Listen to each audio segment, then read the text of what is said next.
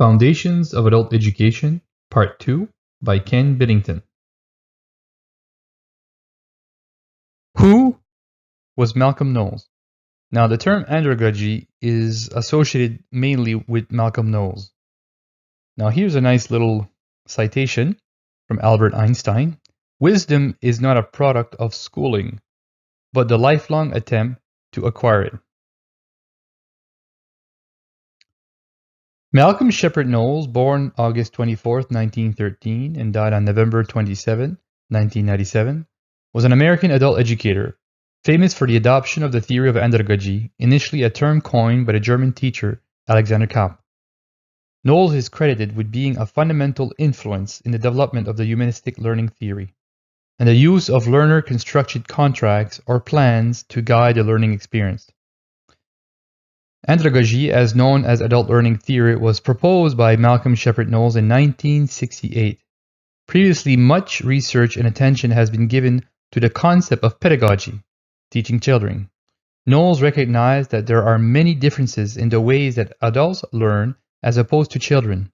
His thoughts surrounding andragogy sought to capitalize on the unique learning styles and strength of adult learners. In 1950, he was the executive director of the Adult Education Association of the United States of America.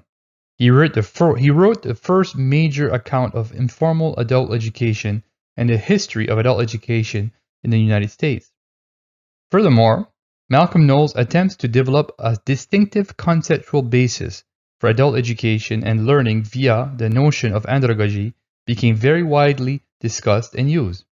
He also wrote popular works on self-direction and on group work with his wife, Hulda.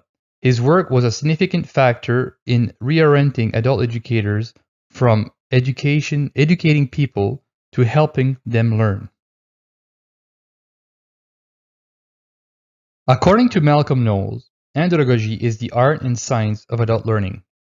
Thus, andragogy refers to any form of adult learning.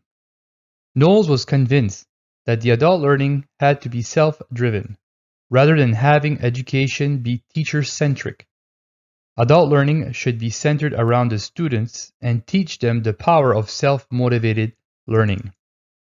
Knowles himself said, "This fact makes the task of every leader of adult groups real, specific, and clear. Every adult group, of whatever nature, must become a laboratory of democracy, a place where people may have the experience of learning to live cooperatively. Attitudes and opinions are formed primarily in the study groups, work groups, and play groups with which adults affiliate voluntarily."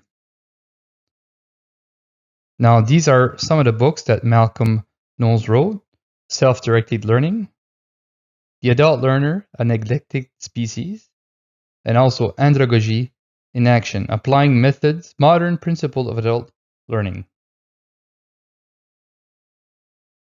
The learner should be actively involved in the learning process.